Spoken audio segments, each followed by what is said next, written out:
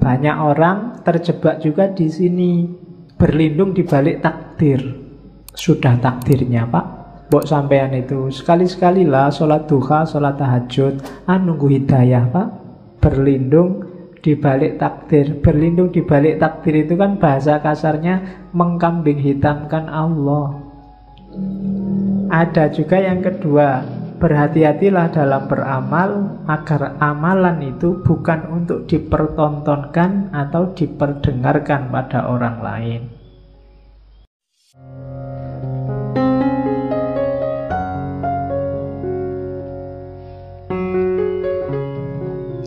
Malam ini kita coba mengunjungi beliau. Sudah lama saya ingin ngangkat beliau, cuma baru malam ini sempat. Syekh Abdul Qadir Jailani. Ibadah itu dari syariat menuju hakikat. Berarti tugas kita di dunia itu yang pertama belajar tentang syariat, kemudian menjalani syariat, kemudian belajar tentang hakikat dan memahami hakikat, kemudian menjalankan hakikat lewat thariqah tadi. Jadi dari syariat menuju hakikat. Jangan khawatir kalau ada yang ngomong sufi tidak sholat, sufi tidak puasa, itu hoax kalau hari ini. Ya, itu hoax. Oke, itu saya potong beberapa kalimat yang bagus. Perbuatan yang baik mestilah dilakukan dengan cara yang benar. Kalimat ini bisa dipakai karena sekarang banyak orang yang melakukan perbuatan baik dengan cara yang tidak baik. Mengingatkan tapi menyakiti. Nah, itu melakukan perbuatan baik. Mengingatkan kan baik, tapi dengan cara yang tidak baik. Ngasih sedekah tapi pakai caci maki. Nah, itu juga perbuatan baik, ngasih sedekah. Jalannya bukan caci maki. Ngasih tahu tapi bentak-bentak. Nah, itu banyak kita sering melakukan perbuatan baik tapi jalannya tidak baik. Ada juga yang kedua, berhati-hatilah dalam beramal agar amalan itu bukan untuk dipertontonkan atau diperdengarkan pada orang lain. Semua dilakukan karena Allah, hanya nyari ridhonya. Banyak sekarang orang yang pamer. Dan alhamdulillah media massa hari ini, medsos hari ini tuh mendukung kita untuk pamer. Ya kan? Ngapain dikit aja diposting, difoto. Baru nraktir temen nih, difoto jazz. Terus semua ngasih jempol. Ya enggak tahu sih, mungkin mamerkan itu ya motifnya juga mungkin bukan pamer, tapi ya wujudnya pamer itu. Untuk dipertontonkan atau diperdengarkan. Diperdengarkan itu ya kadang sok-sok kita kan cerita, kok kemarin nggak masuk. Wah, mohon maaf ya Pak, saya itu banyak acara Pak. Hari kemarin itu saya diundang ke sana. Kemarin ya, itu memperdengarkan. Mempertontonkan atau memperdengarkan bahwa kamu orang baik, bahwa kamu orang hebat, bahwa kamu melakukan hal-hal yang terpuji dan seterusnya. Hati-hati katanya Syekh Abdul Qadir Jailani, nilai amalmu bisa rusak. Jadi hati-hatilah. Ya memang kita wajib melakukan kebaikan, cuma jangan sampai sudah capek-capek berbuat baik tidak ada nilainya, karena ujungnya hanya pamer. Ujungnya hanya ingin dilihat atau didengarkan orang lain. Tuh, hati-hati. Tidak akan ketemu hakikat. Syariatnya benar nolong orang, tapi ya karena dipamer-pamerkan, mungkin hasilnya ya cuma dipuji orang. Hakikat amalnya hilang. Jadi berbuat baik itu dari syariat menuju hakikat, kemudian pakai thariqat yang baik, dan motifnya harus ikhlas. Ikhlas itu hendak mempertimbangkan efeknya. Apakah dipuji orang, apakah dicaci orang. Kalau memang baik, dijalani aja. Nah itu Rumusnya yang pertama untuk ibadah. Rumus kedua, untuk amalan kita bernilai, kita harus mau namanya tafakkur. Kenapa? Yo, kita itu manusia, sok-sok keliru, sok-sok salah, kadang-kadang tidak pas. Biar pas apa? Yo sering-sering kita renungi perbuatan kita sendiri. Tadi aku ngaji ngapain ya? Niatnya apa? Yang dilakukan apa? Di kampus tadi ngapain aja ya seharian? Padahal aku punya tugas apa? Atau cuma ngobrol aja di kampus berjam-jam. Kemudian itu namanya tafakkur. Kalau malam sempatkan untuk tafakkur, katanya Syekh Abdul Qadir Jailani. Orang yang tidak pernah tafakkur itu tidak akan naik level. Kamu diceramai tiap hari, itu tidak ada gunanya kalau isinya ceramah tidak nyambung sama hidupmu sehari-hari. Untuk bisa nyambung apa? Tafakkur. Tafakkur itu kayak sistem itu mencocokkan kompatibilitasnya biar nyambung. Untuk hidupmu, misalnya tadi nasihatnya Syekh Abdul Qadir Jailani, jangan amal untuk pamer. Itu kan kamu nyocokkan sama hidupmu. Kira-kira selama ini aku pernah pamer enggak ya? Pamer di mana ya? Motifnya memang pamer atau sebenarnya itu bukan pamer? Itu cuma tahadus bin nikmah. Wah, misalnya kamu kan sering begitu, menceritakan kenikmatan, atau itu cuma alibi aja, janjinya ya pamer. Atau loh, itu namanya tafakkur. Kamu mikir dirimu sendiri, peduli amat orang komentar apa, tapi sebenarnya itu tafakkur namanya. Dan orang berilmu yang suka tafakkur ini kan nilainya di banyak hadis disebut lebih tinggi daripada ibadah. Di situ kalau di Syekh Abdul Qadir Jailani ada 3 jenis tafakkur. Yang pertama apa? Merenungi sesuatu dan mencari sebabnya, mencari bagian-bagiannya sampai kemudian ketemu Allah. Aku bisa begini itu karena siapa ya? Ada peristiwa itu ditelusuri asal usulnya. Ya sih, semuanya memang skenarionya Allah. Tafakkur yang semacam ini kayak ibadah 1 tahun, katanya Syekh Abdul Qadir Jailani. Yang kedua, merenungi perbuatannya, terus mencari akarnya. Dayaku dari mana, apa saja yang aku lakukan, cocok apa enggak sama kehendaknya Allah, dan seterusnya. Nah, merenung semacam ini nilainya lebih dari 70 tahun ibadah. Padahal umur kita berapa tahun? Paling 70 tahun pas, itu kayak seumur hidup ibadah terus. Yang ketiga, merenungi hikmah kebijaksanaan ilahi dalam segala hal, bahwa apapun yang ditetapkan oleh Allah, di situ ada ilmu, ada pelajaran, ada kebaikan. Jadi renungi segala peristiwa dan temukan hikmahnya. Ini bernilai lebih dari 1000 tahun ibadah. Cuma ya jangan dihitung besarannya ya, karena kamu itu sering pakai kalkulator. Iya, wah sudah 70 tahun ibadah toh Pak. Santai Pak, berarti aku bisa ngapain aja sekarang, kan aku sudah tafakur, kan mesti gitu. Itu sebenarnya itu simbolik, isyarat dari Syekh Abdul Qadir Jailani bahwa itu loh besarnya pahala orang tafakur. Ada yang biasa, ada yang super, ada yang istimewa kayak martabak itu. Jadi ada yang level biasa pahalanya 70, ada yang pahalanya 1 tahun, ada yang pahalanya 100 dan 1000, malahan itu 1000 tahun loh. Itu tafakur, maksudnya keutamaannya. Jangan dihitung matematikanya. Itu nanti jangan-jangan kamu korupsi, Pak. Saya korupsi 1 juta. Yang 1 juta ini tak sodakohkan 100.000. Kan nanti dapat pahala 70.000 lipat.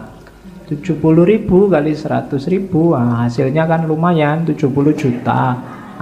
Dosanya sama pahalanya kan nanti menang pahalanya Pak, berarti impas kita Pak kan. Ya, itu namanya matematika. Itu yang bikin kadang-kadang para koruptor itu habis korupsi terus umroh. Ya kan? Sebelum korupsi umroh, setelah korupsi umroh. Kenapa? Karena perbuatan di antara dua umroh ini diampuni 100%. Nah, ya itu kamu sedang main matematika sama Gusti Allah. Emangnya Gusti Allah deso, nggak ngerti kalau buat abusi. Jadi itu tafakur dasarnya. Jadi ibadah, yo kamu jangan, Pak saya sudah bisa sholat kok Pak. Enggak, harus tafakur lagi, sholatku sudah bener apa enggak. Kualitas sholatku zaman aliyah sama sekarang kira-kira semakin naik apa semakin drastis turunnya. Nah, itu kan tafakur yang bisa. Ya dulu saya sholat itu lama loh, sekarang kok bisa cepet ya. Oh itu tafakur yang bisa. Kamu mikir, ini gara-gara aku semakin pinter apa gara-gara cepet itu waktuku mepet, sibuk terus, apa gara-gara itu tafakur. Kadang-kadang kan memang semakin pinter orang sholatnya semakin cepet, ilmunya banyak masalahnya. Dia ngerti sela-selanya mana yang cuma sunnah, mana yang mubah, mana yang wajib. Karena sholat itu kalau diambil wajib-wajibnya saja, paling takbiratul ihram, fatihah, ruku, bahkan bacaannya aja kan sunnah. Yang penting ruku, terus sujud, cepet. Jadi nggak sampai 2 menit 4 rakaat selesai. Wong apalagi diambil wajib. Apalagi Fatihahmu kan sering agak di-skip gitu kan. Tambah cepet ini. Ya kayak kamu nyetel video itu di fast forward, ada yang level 2, level 3 tambah cepet gitu. Untuk memperbaiki yang gini-gini ini kita butuh tafakur. Orang yang tidak mau menafakuri dirinya, kualitas hidupnya tidak akan naik. Yang ketiga, fokusnya ibadah apa? Cinta ilahiyah. Cuma sebanyak apapun ibadah, kalau nggak sampai di terminal yang namanya cinta ilahi, itu biasanya cuma dapat capeknya. Untuk cinta ilahi apa? Rumusnya katanya, yo pelan-pelan katanya si Abdul Qadir Jailani. Yo ndak ujuk-ujuk kamu terus jadi wali terus dapat karomah gitu, ndak iso. Jadi pelan-pelan. Yang pertama apa? Diperangi dulu nafsu hewaninya. Nafsu hewaninya itu biasanya nafsu yang sebabnya kita sendiri, hasrat, keinginan dan seterusnya. Rakus, tidur berlebihan, malas, itu musuh paling besar dalam dirimu. Kalahkan ini dulu. Kalau mengalahkan dirimu sendiri aja tidak bisa, jangan harap dapat cinta ilahiyah. Kalau ini sudah menang kamu dari dirimu sendiri, rakus, malas, sudah menang, jadi sudah hilang kualitas. Baru kalahkan sifat sabu'iyah. Sabu'iyah itu sifat kebuasan. Biasanya keluar. Kalau itu tadi kan ke dalam. Marah, mencaci maki orang, bikin susah orang lain, ambisi menjatuhkan orang lain. Itu sifat hewan buas. Kalahkan juga yang ini. Cuma ini nggak akan bisa dikalahkan kalau sebelum diri kita sendiri kalah. Kita taklukkan, kita kuasai. Jadi rakus, tidur, males, taklukkan itu. Setelah itu taklukkan yang hubungannya sama di luar dirimu. Dan yang ketiga, bersihkan dari semua sifat jahat, angkuh, sombong, iri, dendam, tamak. Buang itu semua. Baru setelah itu kita bisa bersih. Bahasanya kita bisa sadar. Sebelum itu semua kalah, kita tidak akan sadar bahwa kita itu keliru, kita itu salah, kita itu juga berdosa. Cuma sadar saja masih belum cukup. Kita harus naik kelas, kan gitu. Kalau dalam sufi ada taholli, bersihkan dirimu, terus tahalli, isilah dengan yang bagus-bagus, akan mengalami yang ketiga tajalli, menemukan hakikat tadi. Jadi bersihkan semua karakter jelek, isi dengan yang bagus-bagus, kita akan dapat cinta ilahi. Kalau dibersihkan saja, nggak diisi yang bagus-bagus, ya levelnya masih belum. Jadi masih hanya bersih dari dosa. Oke, jadi setelah itu, setelah bersih, baru naik tangga menuju hakikat tadi. Dari situ akan dapat namanya cinta ilahiyah. Cinta ilahiyah itu kita jatuh cinta pada Allah, dan Allah juga jatuh cinta pada kita. Saling mencintai. Hari ini masih belum, hanya Allah saja yang jatuh cinta pada kita. Kita belum mencintai Allah. Berpuluh-puluh tahun kita jual mahal sama Allah, padahal apa-apa yang ngasih Allah. Itu kan kayak kamu pacaran, sudah ditraktir tiap hari, diantar jemput tiap hari, masih aja jual mahal. Itu kurangnya apa Allah sama kita. Kita belum masih cinta sama dia, belum. Padahal kita tiap hari minta, berdoa itu kan minta sama Allah. Tapi disuruh membersihkan diri nggak mau. Alamatnya kita memang belum jatuh cinta sama Allah. Jadi kasihan Allah, bertepuk sebelah tangan cintanya. Karena kamu cueki dia. Untung Allah itu cintanya sejati sama kita. Jadi ndak mutung, ndak patah hati, terus kamu ditinggal. Ndak. Kamu ditunggu sampai kamu jatuh cinta padanya.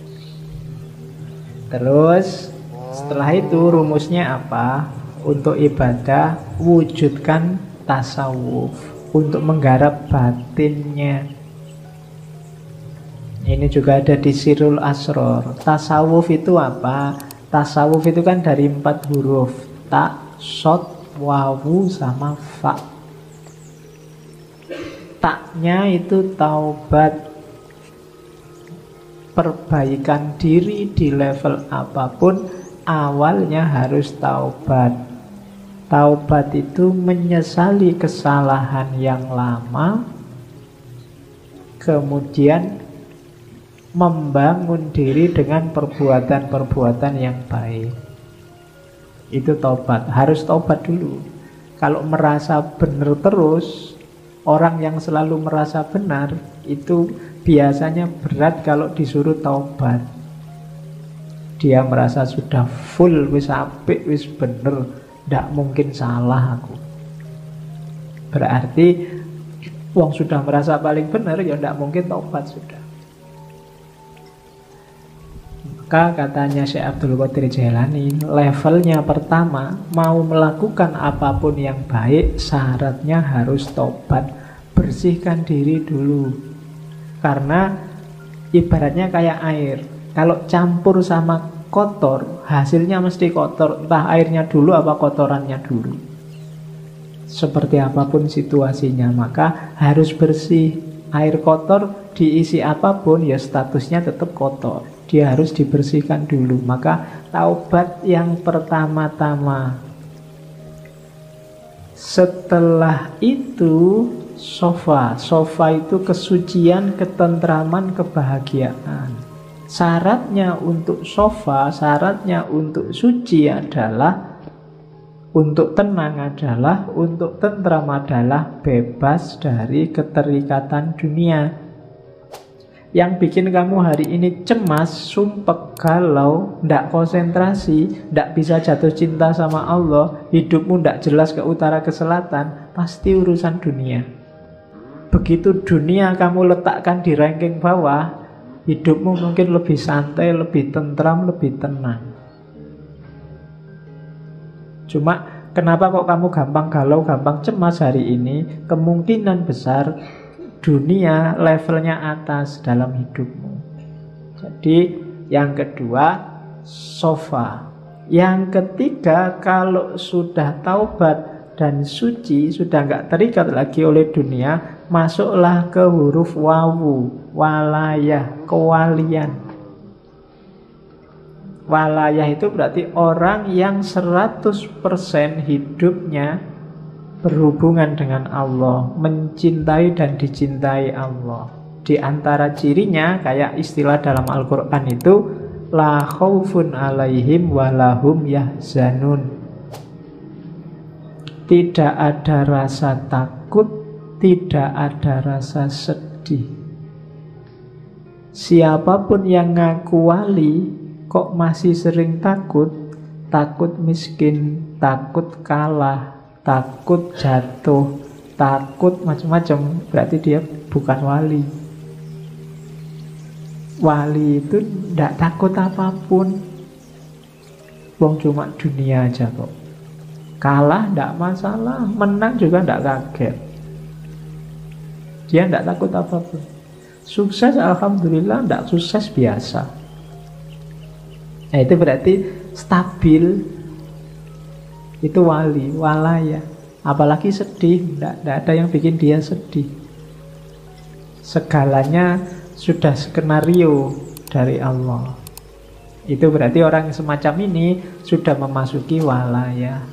Kalau sudah tobat, sofa, walaya, terakhir dia masuk ke fana. Fana itu, kalau tadi kan dunia nggak dianggap penting, ketika masuk fana bahkan dirinya sendiri juga nggak penting. Yang penting hanya Allah. Kalau ngomong itu representasi dari keinginan Allah. Kalau melakukan sesuatu itu bukan keinginannya, bukan keinginanku, tapi keinginan Allah. Meninggalkan sesuatu bukan mauku, tapi maunya Allah. Itu berarti orang sudah fana. Egonya sudah dibakar habis. Hanya Allah yang jadi fokusnya. Jadi siapapun yang cita-citanya jadi sufi, paling tidak ikuti huruf-huruf tasawuf. Ta, sod, wawu, dan fa. Taubat, sofa, suci, kemudian walayah, wilayah, masuklah dalam perlindungan Allah, wilayah, dan fana. Nah, itu ibadah harus membawa ke sini. Ibadah itu diawali dari taubat, dalam pelaksanaannya harus tenang, tentram, sofa, suci, tanpa motif apapun, lillahi ta'ala, nggak ada dunia yang ikut. Kemudian yang ketiga, wilayah, pasrah 100% pada Allah, baru mencapai fana. Itu batinnya ibadah harus ada ini. Jadi setelah tadi menuju cinta ilahi, selanjutnya mewujudkan tasawuf. Orang yang berilmu, bukan ilmu agama ya, ilmu lahir, itu biasanya godaannya adalah alam materi, dunia. Orang yang ilmunya level syariat, itu godaannya keduniaan biasanya. Istrinya nambah, atau kekayaannya double, atau ngaji pakai tarif, atau macam-macam. Ini godaannya orang berilmu yang ilmunya masih syariah. Syariah ilmu ya, bukan syariah fakultas. Jadi syariat ilmu lahiriah tadi itu biasanya digoda oleh materi. Kalau orang levelnya di atasnya dikit, menyebutnya ahlul hikmah, orang pinter. Godaannya adalah alam malakut. Alam malakut ini alam rohani. Nikmatnya ilmu, nikmatnya yang gitu-gitu biasanya sering menjebak yang ruhaninya. Kalau orang setengah jalan sufi, itu kan juga masuk orang bijaksana. Itu biasanya godaannya karomahnya. Bisa apa dikit sudah bangga, sudah sombong. Baru ngerti dikit, baru ngaji 1-2 kali ngerti apa-apa, merasa wis pointer. Nah, itu godaannya orang bijak. Jadi biasanya tergoda oleh alam malakut, dunia abstrak, dunia metafisik. Kalau ada orang lain, itu orang levelnya masih materi, ilmunya masih ilmu duniawi. Ilmuku loh ilmu akhirat, ilmuku ilmu metafisik, filsafat kelas tinggi, dan seterusnya. Itu godaannya orang pinter. Godaannya ahli hakikat itu sifat-sifat ilahiyah, membanggakan dirinya sendiri. Aku kok bisa kayak gini ya. Berarti ini rasanya ekstase itu. Orang lain belum ngalami, aku sudah ngalami. Itu godaannya sudah. Terjatuh dalam kesombongan, kebanggaan diri. Sama jatuhnya juga pada egonya. Jadi yang satu digoda oleh materi, yang satu digoda oleh metafisik, alam malakut, dan yang satu digoda oleh sifat-sifat ketuhanan, sifat ilahi. Jadi orang baik terus kagum, kok bisa ya aku sedermawan ini. Itu penyakit sudah. Nggak nyangka loh aku bisa sholat malam rutin sekarang. Wah, kok bisa ya aku ikhlas gini, semua hartaku tak kasih, ada temenku tak kasih. Loh, itu penyakit. Itu godaannya para salik. Siapa saja yang merasa puas pada salah satunya, saat itu juga dia mandek. Mandek itu apa? Ya berhenti di situ dia. Yang syariah, orang berilmu berhenti di materi. Para pejalan kaki, para filosof ahli hikmah berhenti di alam malakut. Dan ahli hakikat yang sudah puncak berhenti di alam sifat-sifatnya ilahi. Semuanya belum nyampe, berhenti di sana, tidak bisa meneruskan langkah. Maka hati-hati dengan jebakan-jebakan ini. Kalau kita sedang di tengah jalan sekarang, hati-hati. Saya tidak tahu kita ada di level mana. Jangan-jangan level yang paling bawah juga belum. Godaannya lebih dahsyat lagi. Berilmu aja belum, itu sudah godaan macam-macam. Semuanya hampir jadi godaannya. Ya kan? Jadi hati-hati para pejalan, itu godaanmu. Kalau kamu tergoda, berarti kamu mandek, tidak mendekat lagi sama Allah. Berhenti di situ. Baru melakukan suluk sebentar terus merasa, wah, Allah itu selalu nolong aku. Ada apa-apa dikit, selamat aku. Ada polisi mau razia itu loh, selamat, tak bacain sholawat aja polisinya nggak lihat aku. Ya kan? Sering kan kayak gitu kamu. Itu godaan, itu jebakan. Biasanya orang yang sudah merasa, wah Allah itu berarti masih sayang padaku, jadi aku selamat terus, berarti dia mandek. Bandingkan dengan orang belum. Saya ragu-ragu ini, Allah sayang bener apa enggak ya padaku. Jangan-jangan aku selamat dari polisi ini ujian, wong aku itu jelas-jelas salah loh. Nah, jadi ini godaan yang besar biasanya. Banyak orang terjebak juga di sini, berlindung di balik takdir. Sudah takdirnya Pak, mbok sampean itu sekali-sekali lah sholat duha, sholat tahajud, nunggu hidayah Pak. Kalau Allah belum ngasih hidayah ya belum. Itu namanya berlindung di balik takdir. Wah ya memang waktunya Pak. Kok sampean nggak lulus-lulus Mas? Sudah semester 14. Ayo berarti takdirnya Pak.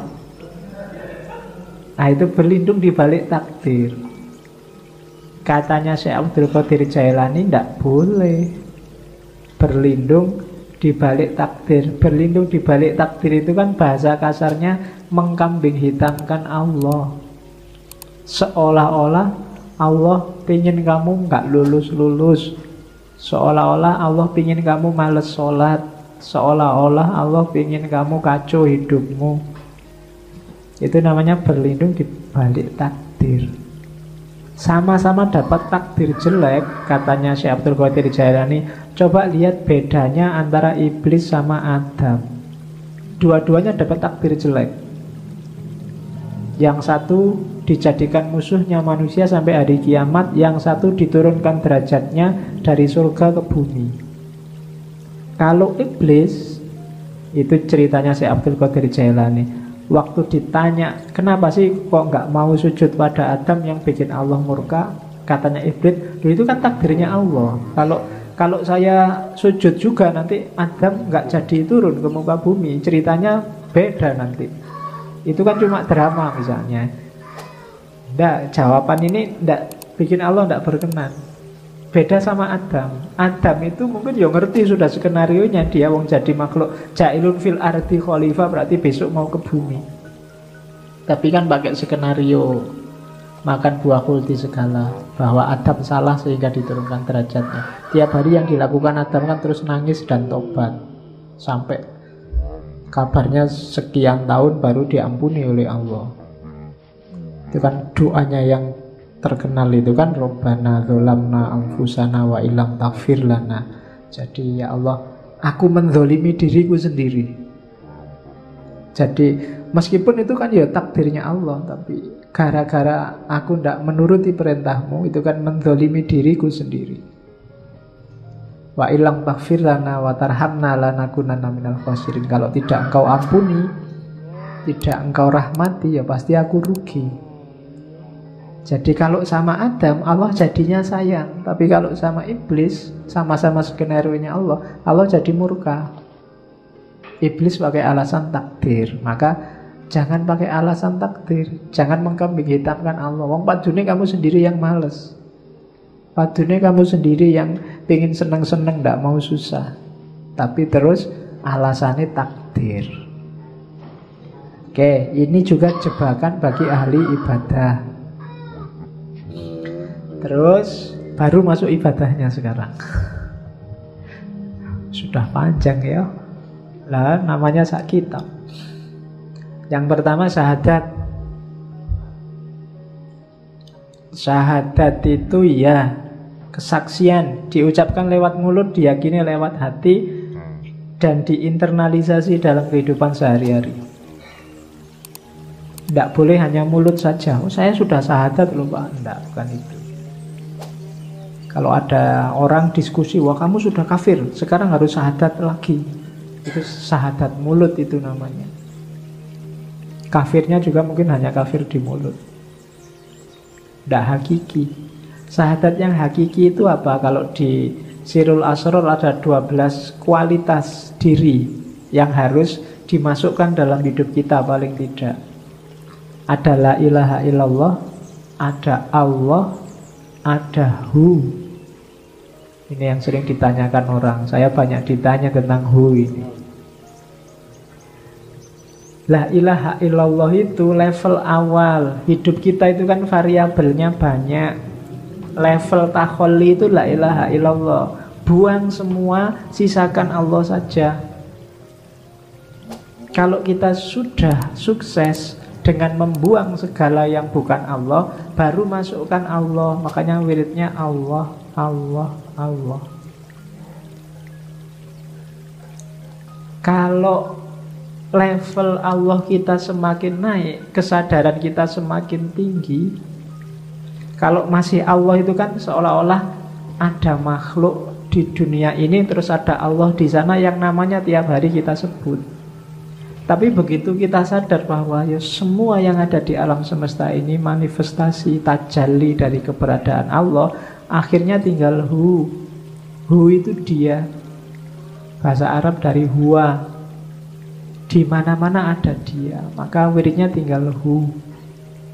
Itu juga masih berjarak, nanti pada puncaknya sudah tidak ada kalimat lagi. Jadi ada Allah, awalnya la ilaha illallah, terus Allah, terus huwa, dia. Terus kualitas-kualitas yang lain yang harus kita hidupkan dalam kehidupan sehari-hari. Yang pertama al-haqqu. Kita harus, Allah itu maha kebenaran, dan kita harus menghidupkan kebenaran dalam hidup kita. Orang yang hidupnya memilih jalur bukan jalur kebenaran, berarti dia keluar dari syahadat, keluar dari kesaksiannya bahwa satu-satunya yang layak disembah hanya Allah. Yang kedua hayyun, maha hidup. Hiduplah sebagai manusia dengan segala tanggung jawab tugasmu sebagai abdun dan khalifah. Qayyum, maha tegak, maha berdiri. Qahar, maha menaklukkan. Fattah, Fattah itu pembuka, Wahhab maha memberi. Ini dalam hidup kita sehari-hari, dasarilah dengan ini. Yakinlah bahwa apapun yang kita peroleh di dunia diberikan oleh Allah. Apapun masalah kita, Allah yang ngasih solusi. Ya Fattah. Apapun yang kita alami dan kita lakukan dalam hidup kita, itu Allah lah yang menentukan. Namanya Qahhar. Dan apapun yang terjadi, Allah yang mewujudkan. Qayyum. Ini prinsip-prinsip yang kita jalani setiap hari. Kalau kita yakin ada orang lain yang bantu kita mewujudkan keinginan kita, bukan Allah, berarti menyalahi syahadat dan seterusnya. Dan yang tiga yang terakhir itu Wahid, Ahad, Somad. Wahid itu yang nomor satu, Ahad itu yang satu-satunya, tunggal. Kalau Wahid dalam hidup kita, Allah harus nomor satu. Urusan apapun tidak boleh mengalahkan urusannya Allah. Itu berarti Wahid. Kalau Wahid nanti ada Isnin, ada Salasa.